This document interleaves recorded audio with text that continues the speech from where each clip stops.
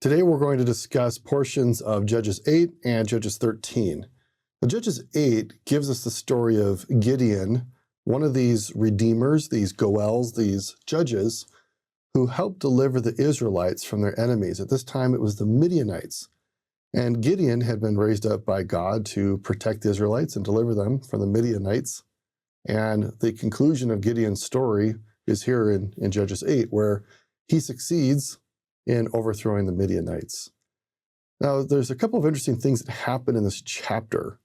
And what the inspired Bible writers are trying to help us understand is that during this time of Judges, God was very aware of the people's circumstances, wanted to bless their lives, but the people kept going through this cycle of, we call it the pride cycle, where they'd have peace and prosperity, they would begin to forget God, and then they would be conquered by their enemies and then find themselves under oppression and needing a redeemer, a deliverer, somebody who could help them overcome their circumstances.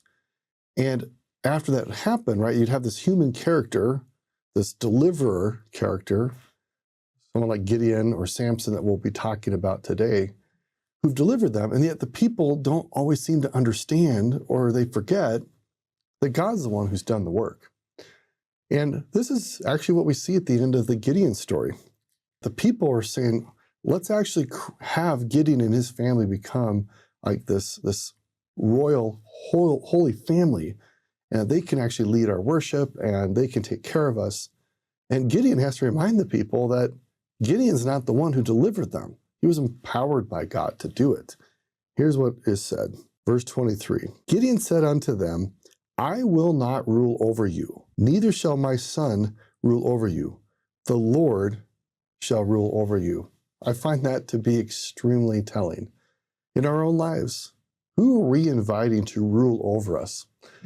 Is it marketers? Is it our appetites and passions? Is it some leader politically? Is it some icon in the music or sports world? And who do we really follow?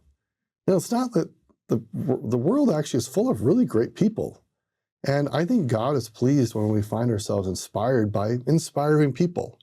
But ultimately, it is the Lord himself who should rule over us.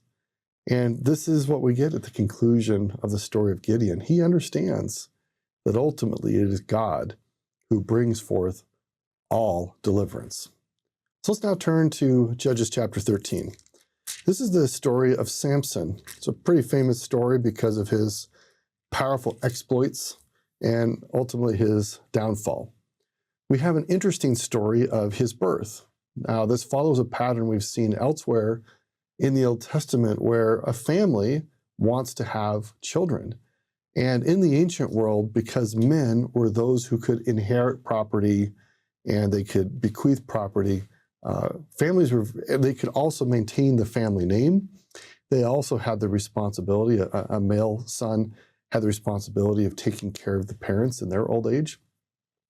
That cultural context helps us to see why so often these ancient Israelite parents wanted a son, is because of the duties and obligations that a son had to his family to help them be preserved.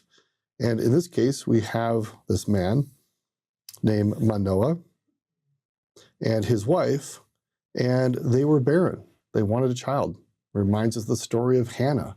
Reminds us of the story of Sarah and of Abraham.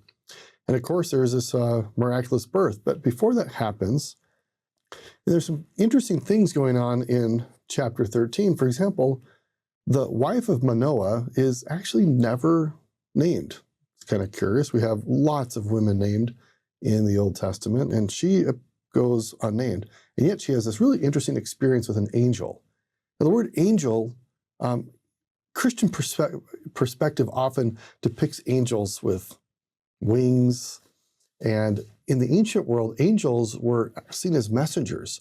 And sometimes when you have the phrase angel of the Lord, it's a little confusing. Even in the Hebrew text, is this talking about simply a messenger from God or even God himself? We don't always know.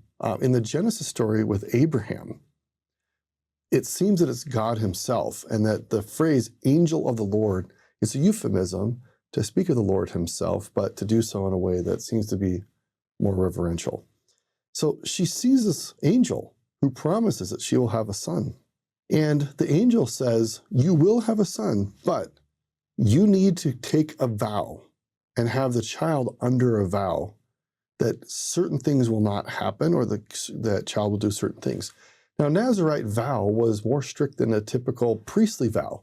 In the ancient Israelite world, priests were set apart to live in certain ways and provide blessings and promises to people and religious services. The Nazarite vow was even more strict. Things like no cutting of the hair, no touching of dead corpses, even if it's a family member who's passed away.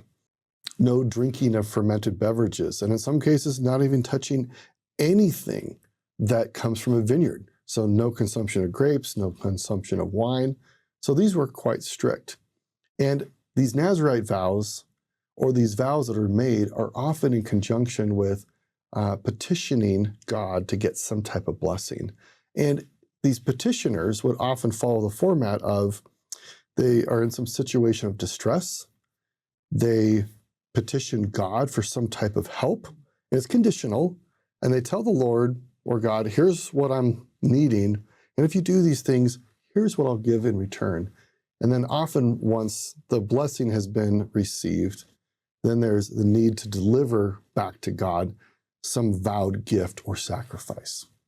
So we hear that Samson has been put under a Nazarite vow. So the man of the house, Manoah, after hearing from his wife about this angelic encounter, he decides to sacrifice. In fact, he has a bit of an experience, maybe a little bit like Jacob did, where he encounters this angel. And in verse 17, he says, what is thy name? Now it's interesting, in the ancient Middle East, names were very powerful. It's what, in the Bible world, names were what gave purpose and function to something. And if you knew somebody's name, it's almost like you had that power, or in some ways had power over them. And I don't want to push that metaphor too far, but angels often were not willing to give out their names. We see that in the Jacob story. We see that here. We see the angel saying in verse 18, and the angel of the Lord said unto Manoah, why askest thou thus after my name, seeing it is a secret? And then the story concludes with Manoah offering the sacrifice to God. It's like a way of saying thank you to the Lord for these blessings. Manoah and his wife, based on the details of Judges 13, are convinced that they have had a vision from God. They've seen the angel of the Lord, and they offer sacrifices. So in our lives, what are takeaways that we can get from this? Is we too should be willing to offer thanks and gratitude to God, that we should be on the lookout to see God's messengers in our lives, the Holy Spirit, church leaders, people in our family or friends or community who are willing to serve us in ways that God has inspired them to do. And we can gladly accept of people's service and see that God's hand is in our lives and that he will bless us as he sees fit, as we have the needs.